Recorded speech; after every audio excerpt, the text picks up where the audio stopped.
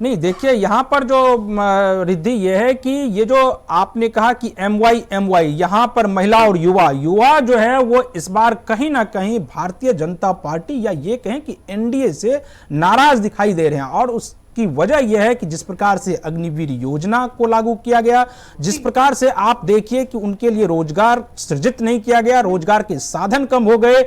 आप खास करके यूपी में या बिहार में या अन्य इलाकों में जहां पर अभी उस प्रकार से इंडस्ट्रियल ग्रोथ नहीं है, अगर वहां पर ये इस प्रकार की योजनाओं का असर बहुत ज्यादा होता है, क्योंकि युवाओं में एक प्रकार से यह देखा जाता है कि वो सरकारी नौकरी में ज्यादा जाना चाहते हैं, क्योंकि उनके पास इंडस्ट्री है नहीं, उनको रोजगार वहां से उपलब्ध होगा नहीं, तो आखिर उनके पास तो एकमात्र साधन सरकारी नौकरी का ही बचता है। और वहां पर आप अग्निवीर योजना ले आते हैं तो युवा तो आपसे नाराज होंगे ही। तो ये एमवाई समीकरण काम नहीं किया, वो एमवाई समीकरण काम कर गया जिसको लेकर अखिलेश यादव लगातार कह रहे थे, और वो समीकरण इस बार दिख रहा है कि वहां पर समाजवादी पार्टी या इंडिया अलायंस को फायदा पहुंचा रहा है। बिल्कुल, और कुल मिलाकर उनकी जो एक रणनीति थी इस बार समाजवादी पार्टी के जो प्रमुख है अखिलेश यादव, पीडीए की बात की जाए, पिछड़ा, दलित और अल्पसंख्यक, वो भी कहीं ना कहीं कारगर साबित होती हुई नजर आ रही है। बिल्कुल, यहां पर ये जो आपने कहा कि पिछड़ा, दलित और अल्पसंख्यक, यही मैं कह रहा था कि बीएसपी का वोट जो है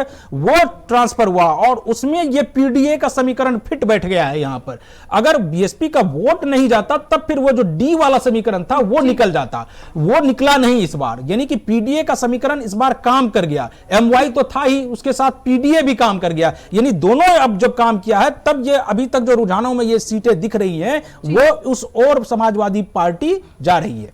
बिल्कुल, रानू मेरी आवाज पहुंच रही है आप तक?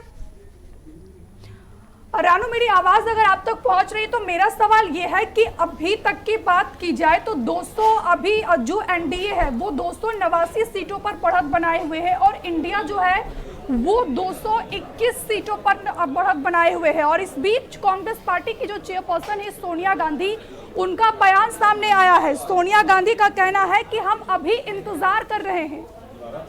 बिल्कुल, देखिए सोनिया गांधी ने कल भी एग्जिट पोल पर बयान दिया था और कहा था कि नतीजों का इंतजार करिए, एग्जिट पोल पर मत जाइए। और देखिए फिर सोनिया गांधी ने बयान दिया है और कहा है कि इंतजार करिए, अभी दिन बहुत बड़ा है, काउंटिंग बहुत होनी है। लेकिन रिद्धि, एक चीज़ तो यहाँ पर क्लियर है कि 543 लोकसभा सीटों में लगभग सभी सीटों के रुझान हमारे सामने हैं टीवी स्क्रीन पर, जहां पर जो एनडीए है वो 300 के करीब रुझानों में बढ़त बनाए हुए, तो इंडिया गठबंधन भी पीछे नहीं, 222 सीटों पर जबरदस्त तरीके से बढ़त बनाए हुए है। लेकिन जिस तरीके से साउथ से नॉर्थ तक और ईस्ट से वेस्ट तक जबरदस्त तरीके से कह सकते हैं देश में सियासी उछाल इस वक्त देखने को मिल रहा है, उसको आप ऐसे समझिए कि असदुद्दीन ओवैसी हैदराबाद से पीछे चल रहे हैं। अभी भी करीब आधा घंटा हो गया है ओवैसी को अपनी सीट से पीछे चलते हुए। डॉक्टर माधवी लता उनको जबरदस्त तरीके से यहां पर कह सकते हैं मात देती हुई नजर आ रही हैं। लेकिन बिहार के जब हम हाजीपुर सीट पर जाएंगे तो चिराग पासवान अपना कह सकते हैं झंडा बुलंद किए हुए हैं और अपना परचम लहराने जा रहे हैं। लेकिन जब दूसरी तरफ हम यूपी में बढ़ेंगे जहां पर 80 लोकसभा की सीटें हैं तो वहां पर स्मृति ईरानी केंद्रीय मंत्री जो कि हैं अमेठी से पीछे चल रही हो, किशोरी लाल उनको कहीं ना कहीं जबरदस्त तरीके से फाइट देते हुए नजर आ रहे हैं। हालांकि राजनाथ सिंह लखनऊ से आगे हैं, लेकिन रायबरेली से राहुल गांधी आगे चल रहे हैं। तो वायनाड अगर राहुल गांधी की सीट पर जाओगे तो वहां पर भी राहुल गांधी आगे चल रहे हैं। यानी दोनों हाथों में लड्डू हैं दोनों सीटों पर रुझानों में। लेकिन शाम तक ये रुझान कितने टिक पाएंगे ये देखना बड़ा महत्वपूर्ण होगा। अभी हमने 5 राज्यों के विधानसभा चुनाव को देखा, इससे पहले हमने 2019 का भी रिजल्ट देखा था कि रुझानों में किस तरीके से यूपीए सरकार एकदम से आई थी, लेकिन जब फाइनल परिणाम आया तो एकदम से जनादेश नीचे चला गया और एनडीए की सरकार आ गई। लेकिन देखना यह महत्वपूर्ण होगा कि आज जो इंडिया अलायंस रुझानों में जबरदस्त तरीके से बढ़त बनाए हुए, वो बढ़त एकदम लुढ़कती हुई नजर नहीं आ रही है, यानी बढ़त कारगर साबित होती हुई दिखाई दे रही है। सवाल आज एग्जिट पोल की उन तमाम एजेंसियां और सर्वे का भी है जिन्होंने एक तरफा माहौल बना दिया था एनडीए को 350 से 400 सीटें देते हुए। बहरहाल चर्चा हम इस पर करेंगे, लेकिन सबसे पहले एक बार हर वो बड़ी सीट का अपडेट बता देते हैं, कौन प्रत्याशी कहां पर कितने वोटों से आगे चल रहा है। सबसे पहले 543 लोकसभा सीटों की बात कर लेते हैं। 539 लोकसभा सीटों के जो कह सकते हैं रुझान है वो इस वक्त हमारी टीवी स्क्रीन पर हैं। भारतीय जनता पार्टी जहां पर बढ़त बनाए हुए आईएनसी जो इंडियन नेशनल कांग्रेस है वो दूसरे नंबर की पार्टी है। तीसरे नंबर पर समाजवादी पार्टी, और क्षेत्रीय पार्टियों में इस वक्त सबसे बड़ी पार्टी है समाजवादी पार्टी उत्तर प्रदेश में। तो दूसरी तरफ जो है डीएमके है, टीडीपी, जेडीयू और महाराष्ट्र की लोकल पार्टियां हैं। तो कुल मिलाकर ये 543 में 539 जो है सीटों के कह सकते हैं रुझान हमारे सामने हैं, लेकिन शुरुआत आज हम एक तरफ से स्टेट से कर लेते हैं। सबसे पहले हम आपको लेकर चल रहे हैं उत्तर प्रदेश, जहां पर 80 लोकसभा की सीटें हैं। उत्तर प्रदेश का हम कोशिश करेंगे कि यहां पर डेटा दिखा दिया जाए, उत्तर प्रदेश में क्या कुछ हो रहा है और उत्तर प्रदेश की स्थिति आज क्या कुछ कहने वाली है। हर बार ये कहा जाता है देश की सियासत में कि देश की सत्ता का रास्ता, देश की कुर्सी का रास्ता उत्तर प्रदेश से होकर जाता है, लेकिन इस बार रास्ता बनारस से जाएगा या रायबरेली से जाएगा, क्योंकि रायबरेली से राहुल गांधी उम्मीदवार हैं, वाराणसी से प्रधानमंत्री मोदी हैं, जो कि बैलेट पोस्टल में पीछे चल रहे थे, लेकिन जब ईवीएम की काउंटिंग शुरू हुई तो प्रधानमंत्री नरेंद्र मोदी ने अजय राय को पीछे छोड़ दिया। फिलहाल प्रधानमंत्री नरेंद्र मोदी अपनी सीट से अभी भी आगे चल रहे हैं। हम उत्तर प्रदेश का दिखा देते हैं, उत्तर प्रदेश में क्या कुछ होने वाला है और उत्तर प्रदेश में आज क्या कुछ हो रहा है 80 लोकसभा सीटों पर।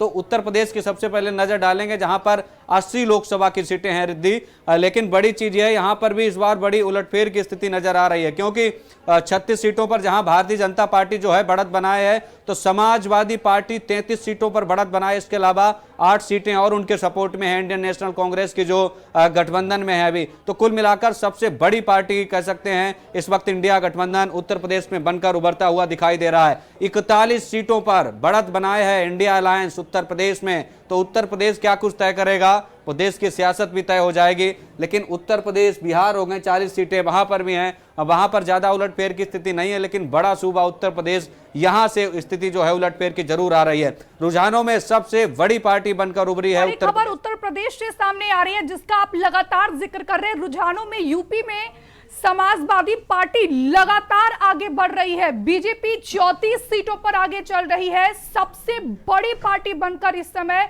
समाजवादी पार्टी उत्तर प्रदेश में बनकर उभरी है। समाजवादी पार्टी 36 सीटों पर आगे चल रही है, तो बीजेपी 34 सीटों पर आगे चल रही है। और अगर ऐसा यही जो अभी तक रुझान सामने आ रहे हैं, अगर यही रुझान जो है एग्जैक्ट डेटा में तब्दील हो जाता है, तो ये भारतीय जनता पार्टी के लिए कहीं ना कहीं विकास जी बड़ा झटका है।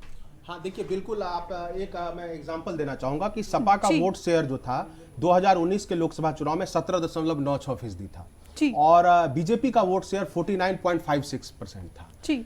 लेकिन आज 2024 में सपा और भाजपा में सपा आगे बढ़ती दिख रही है। इसका मतलब बसपा का जो वोट था, जो लगभग 19% के आसपास था, वो बड़े पैमाने पर जो दलित वोट है वो शिफ्ट किया सपा के पक्ष में। इसलिए शिफ्ट किया क्योंकि बसपा जो है खेल में नजर नहीं आ रही थी, और बसपा के जो कैडर वोटर हैं उनको ये लगा कि बीजेपी को हराने की अगर कोई ताकत रख रहा है तो वो समाजवादी पार्टी रख रहा है, तो वो सारा वोट जो है, अधिकतर वोट अभी तक के रुझानों में वो सपा की तरफ जाता दिख रहा है। अगर वो वोट सपा की तरफ नहीं गया होता तो केवल मुस्लिम यादव समीकरण से जो है बात नहीं बनने वाली थी। जब तक उसमें दलित सीटें नहीं जुड़, दलित वोटर नहीं जुड़ते। और कई जगह पर आप देखेंगे, जैसे अनुप्रिया पटेल के खिलाफ बिंद को खड़ा किया गया, बिंद जाति से आने वाले कैंडिडेट को, तो वो देखिए पिछड़ा के विरुद्ध पिछड़े जातियों का एक समीकरण बनाया गया। और जहां बलिया में नीरज चंद्रशेखर लड़ रहे हैं, जो पूर्व प्रधानमंत्री चंद्रशेखर के बेटे हैं, उनके खिलाफ सनातन पांडे को खड़ा किया गया। रानू, फिलहाल क्या जानकारी आपके पास उत्तर प्रदेश को लेकर? समाजवादी पार्टी लगातार यहां पर जो है बढ़त बनाती हुई नजर आ रही है। क्या माना जाए, दो लड़कों की जोड़ी कमाल कर रही है। हमसे जुड़े रहने के लिए हमारे YouTube चैनल को सब्सक्राइब करें और नई वीडियो की नोटिफिकेशन के लिए बेल आइकॉन को दबाएं।